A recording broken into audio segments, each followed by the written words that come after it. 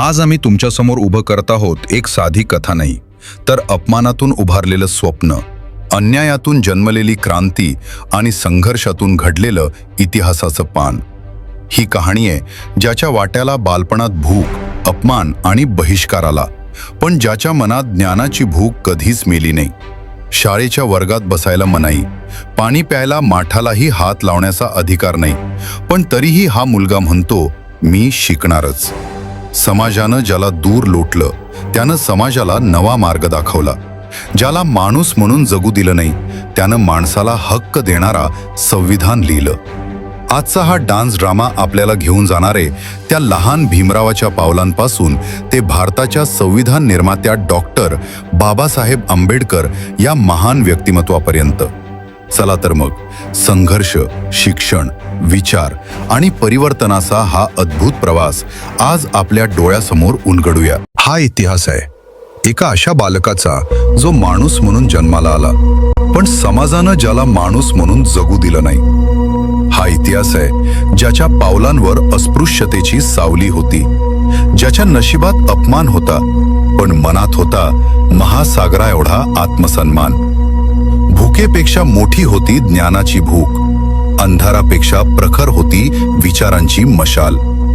शाळेच्या वर्गात जरी बसू दिलं नाही तरी त्याच्या बुद्धीला आकाशही अपुरं पडलं। हा फक्त एका व्यक्तीचा प्रवास नव्हता, हा होता अन्यायाविरुद्ध उठलेला वज्रनाद। हा होता हजारो वर्षांच्या गुलामगिरीला दिलेला सवाल। आज आपण साक्षीदार होणार आहोत त्या महामानवाच्या जीवन प्रवासाचे, ज्यानं लेखणीनं क्रांती केली, ज्यानं विचारांनी समाज घडवला आणि ज्यानं संविधानातून भारताला नवी ओळख दिली। या अंधारातून उजेडाकडे जाणाऱ्या प्रवासाला सुरुवात होते इथूनच। डॉक्टर बाबासाहेब आंबेडकर एक नाव नव्हे, तो एक विचार आहे।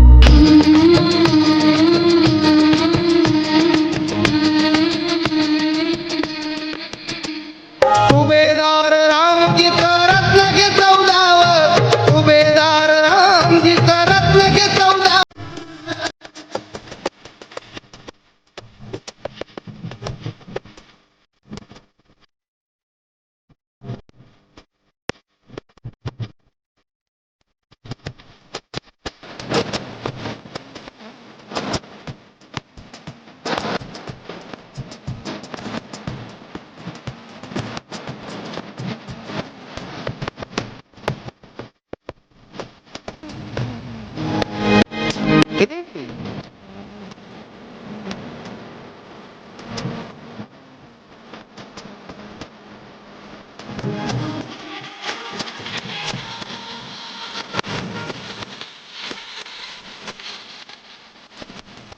छोटा भिवा अर्थात भीमराव आंबेडकर जेव्हा थोडे मोठे होतात तेव्हा त्यांना गावातील शाळेमध्ये जो प्रसंग अनुभवायला भेटतो तिथेच त्यांच्यामध्ये विषमतेची ही जी दरी पसरलेली आहे ती दूर करण्याची बीजे रोवली जातात। तर पाहू तो प्रसंग। अरे वर्गात येऊ नकोस, तू वर्गाच्या बाहेर हो। तुला इथे बसून शिक्षण घेण्याचा अधिकार नाहीये, चल वर्गाच्या बाहेर हो।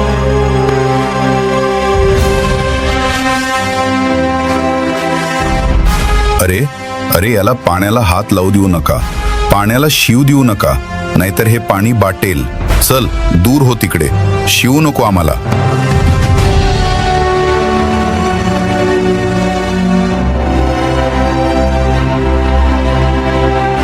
अरे थांब, तुला कोणी सांगितलं माठाला हात लावायला? दूर हो इथून, तुझ्या स्पर्शाने सगळा बेटाल होतोय। तू आमच्यासारखा नाहीस, तुझं स्थान वर्गात नाही, तुझं स्थान पाण्याजवळही नाही। तू विसरलास का तू कोण आहेस? हे पाणी आमच्यासाठी आहे, तुझ्यासाठी नाही। शाळेत बसायची अक्कल आहे पण पाणी प्यायची लायकी नाही। पाणी सांडू दे, पण याला थेंबही मिळता कामा नये।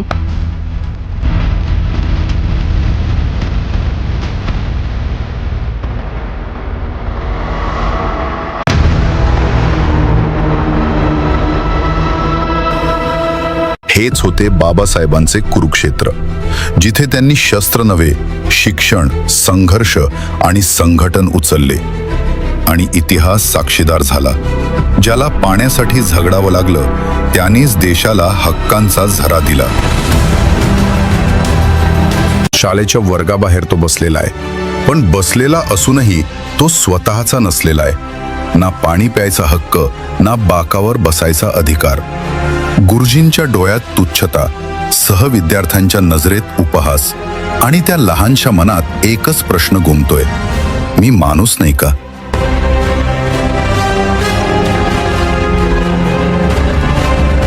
तो अपमान सहन करतो.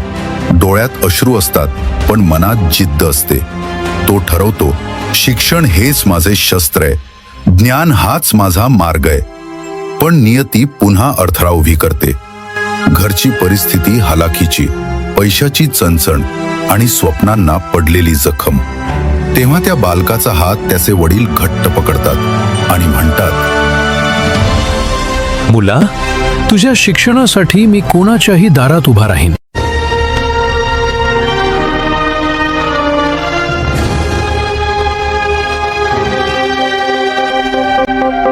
रुकना अब नहीं, झुकना अब नहीं, इतिहास कर नया.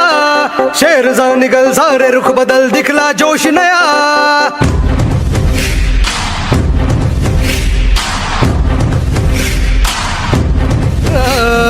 रुकना अब नहीं, झुकना अब नहीं, इतिहास कर नया. शेर जा निकल सारे रुख बदल, दिखला जोश नया. साथ चलो, साथ है बुद्ध की राहें, डट के चलो, मंजिलें खोले बाहें. साथ चलो, साथ है बुद्ध की राहें, डट के चलो, मंजिलें खोले बाहें. जय भीम क्रांति का नारा है, जय भीम दुनिया में न्यारा है, जय भीम सबका सहारा है, जय भीम जहाँ से भी प्यारा है. जय भीम क्रांति का नारा है, जय भीम दुनिया में न्यारा है, जय भीम सबका सहारा है, जय भीम जहाँ से भी प्यारा है. जय भीम.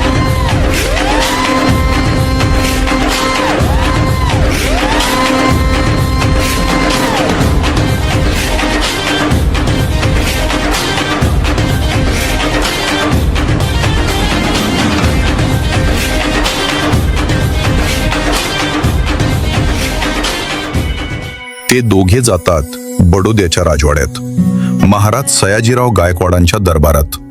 तेथे अपमान नाही, तेथे माणुसकी आहे. तेथे राजाचं मन बोलतं, हा मुलगा नाही, हा देशाचं भविष्य आहे. आणि तेथून सुरू होतो शिक्षणाचा नवा प्रवास, मदतीचा, सन्मानाचा, विश्वासाचा. तो परदेशात जातो, ज्ञानाचे दरवाजे उघडतो, कष्ट करतो, झगडतो आणि एक दिवस बॅरिस्टर बनून मायभूमीत परततो. पण तो फक्त बॅरिस्टर नसतो, तो असतो शोषितांचा आवाज, दबलेल्यांची आशा आणि अन्यायाविरुद्धचा ज्वालामुखी. होय मित्रांनो, हा प्रवास आहे डॉक्टर बाबासाहेब आंबेडकरांचा. क्रांती सूर्य तू, शिल्पकार तू, भारताचा बोधिसत्व मूक नायका. मोडल्या रूढी त्या परंपरा, दिव्य तेजा तूच सकल न्यायदायका.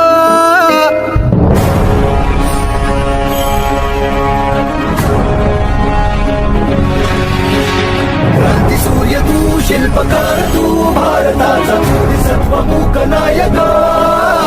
मोडल्या रूढी त्या परंपरा, दिव्य तेजा तूच सकल न्यायदायका. जीवन तुझे आम्हास प्रेरणा, दाही दिशा तुझीच गर्जना. भीमराया, माझा भीमराया, भारताचा पाया, माझा भीमराया, आला उद्धाराया, माझा भीमराया.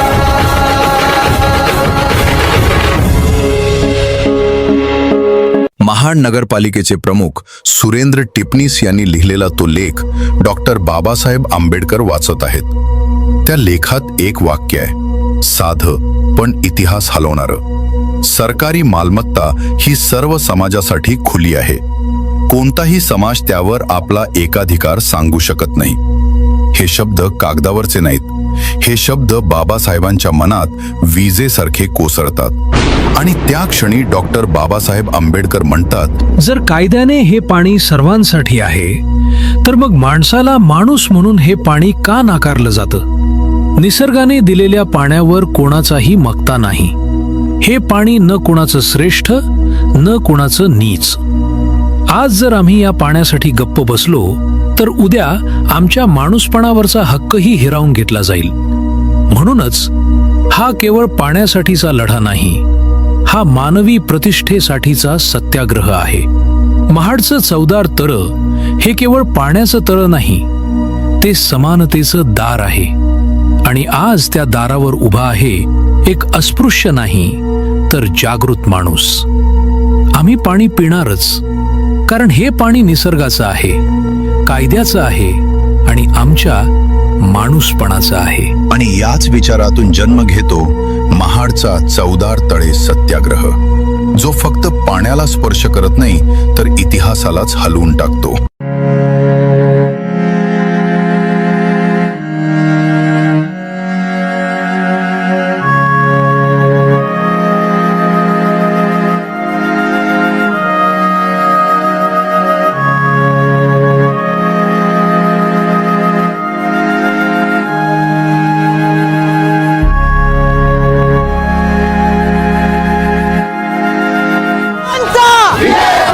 भीमराव आंबेडकरांचा, भीमराव आंबेडकरांचा.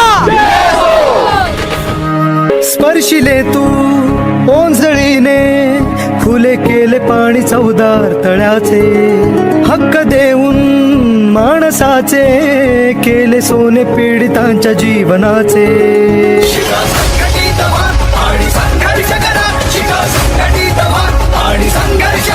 मार्ग प्रगतीचा नाविला दिला भीमराया, माझा भीमराया. भारताचा पाया, माझा भीमराया. माझा उभाराया, माझा भीमराया. महाडच्या चवदार तळ्याच्या पाण्याला हात लावून डॉक्टर बाबासाहेब आंबेडकरांनी समतेचा दीप पेटवला. पण हा दिवा इथेच थांबणारा नव्हता. बाबासाहेबांना माहीत होतं, फक्त पाणी पुरेसं नाही, देवाच्या दारातही माणूस म्हणून प्रवेश हवा. नाशिकचं काळाराम मंदिर भक्तीसाठी खुलं पण माणुसकीसाठी बंद. आणि तेव्हा बाबासाहेब म्हणतात, देव जर सर्वांचा असेल तर त्याचं मंदिरही सर्वांचंच असलं पाहिजे. देवाच्या नावाखाली माणसाला दूर ठेवणं हा धर्म नाही, हा अन्याय आहे. काळाराम मंदिर प्रवेशाचा सत्याग्रह फक्त देवासाठी नव्हता, तो स्वाभिमानासाठी होता. आणि मग बाबासाहेबांचा संघर्ष फक्त रस्त्यावर नाही तर सभागृहात पोचतो. ते सभेमध्ये उभे राहून म्हणतात, ज्या समाजाचा शतकानुशतक आवाज दाबून ठेवला त्याला आता स्वतःचा आवाज देण्याची वेळ आली आहे. म्हणूनच अस्पृश्यांसाठी स्वतंत्र मतदारसंघ ही भीक नाही तर हा संरक्षणाचा अधिकार आहे. पण इथे महात्मा गांधी या स्वतंत्र मतदारसंघासाठी विरोध करतात. राज्य घटनेमध्ये अस्पृश्यांसाठी स्वतंत्र मतदारसंघ हवा. मी अस्पृश्यांना हिंदूंपासून वेगळं मानत नाही, मला हे मान्य नाही. मी मेलो तरी 72, पण अस्पृश्यांसाठी स्वतंत्र मतदारसंघ मिळवणार. समाजाच्या अंधारात ज्ञानाचा दिवा पेटवणारा एक महामानव. तो एकटा नव्हता. त्याच्या संघर्षाच्या प्रत्येक वाटेवर, त्याच्या दुःखाच्या प्रत्येक क्षणी एक शांत, संयमी, त्यागमय सावली त्याच्यासोबत होती. ती होती रमाबाई आंबेडकर. दारिद्र्य, अपमान, आजारपण, घरात उपासमार, तरीही तुम्ही शिकत राहा, समाजासाठी लढत राहा, असा धीर देणारी ती पत्नी.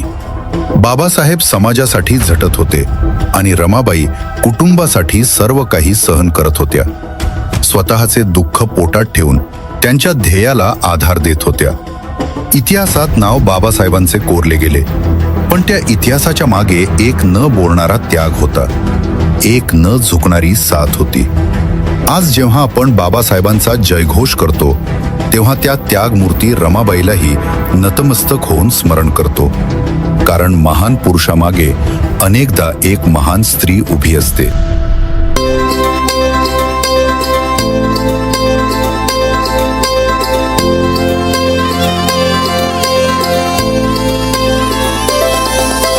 नांदण नांदण होत रमाचं नांदण, आज नांदण नांदण होत रमाचं नांदण.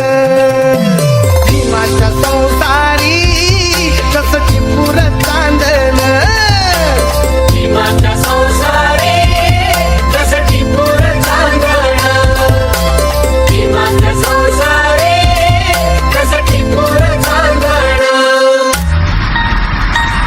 एका भयान रात्रीला वाढतं पण पडलं, वाढतं पण पडलं, मन त्यातच गडलं.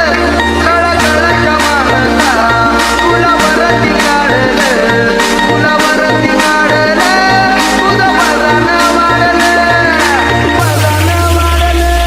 भीम शंभर नंबरी सोन मगूच्या मातीचं, भीम शंभर नंबरी सोन मगूच्या मातीचं.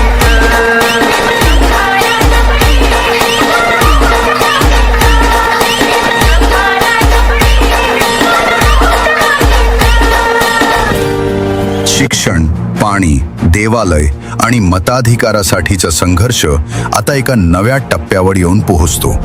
हा लढा आता फक्त एका समाजासाठी नाही, तर संपूर्ण राष्ट्रासाठी आहे. देश स्वतंत्र होतो, पण स्वातंत्र्याला दिशा देणं गरजेचं असतं. आणि तेव्हा या देशाला हवा असतो एक असा मेंदू ज्याने अन्याय अनुभवलाय आणि न्याय घडवायचा आहे. संविधान सभेची जबाबदारी डॉक्टर बाबासाहेब आंबेडकरांच्या खांद्यावर येते. तो क्षण केवळ सन्मानाचा नव्हता, तर तो इतिहासाचा भार होता. तेव्हा बाबासाहेब म्हणतात, हे संविधान राज्य करणाऱ्यांसाठी नाही, हे संविधान शेवटच्या माणसाच्या सुरक्षेसाठी आहे. ज्याच्याकडे सत्ता नाही त्याच्याकडे तरी संविधानाचा आधार असला पाहिजे. महिन्यांचे महिने, वर्षांचे वर्ष, रात्रंदिवस मेहनत म्हणजेच 2 वर्ष 11 महिने 18 दिवसांचे अफाट परिश्रम प्रत्येक कलमात दडलेली आहे. अनुभवाची आग आणि समतेची आशा. स्वातंत्र्य, समता, बंधुता हे शब्द फक्त घोषणा नव्हत्या, ते बाबासाहेबांच्या जगण्याचे तत्व होते. आणि अखेर तो ऐतिहासिक क्षण येतो. भारताला मिळतं त्याचं स्वतःचं संविधान, जिथे धर्मापेक्षा माणूस मोठा, जातीपेक्षा नागरिकत्व मोठं आणि शक्तीपेक्षा न्याय मोठा. पण बाबासाहेबांना माहीत होतं, कागदावरचं संविधान पुरेसं नाही, ते जगायचं असतं.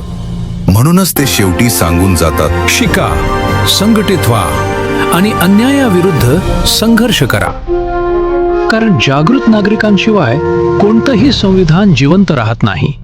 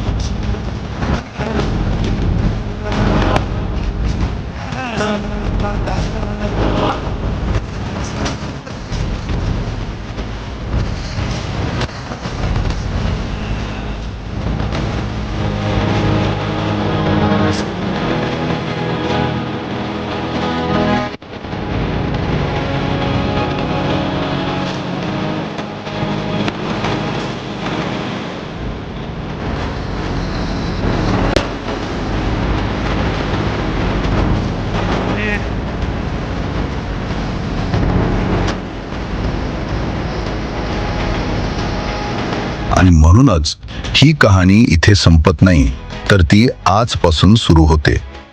हीच माझ्या संविधानाची खरी ताकद आहे.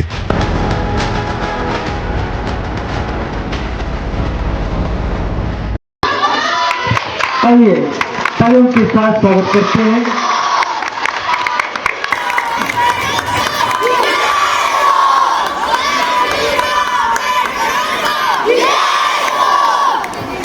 अब हम जिस प्रस्तुति के साक्षीदार बने हैं वो केवल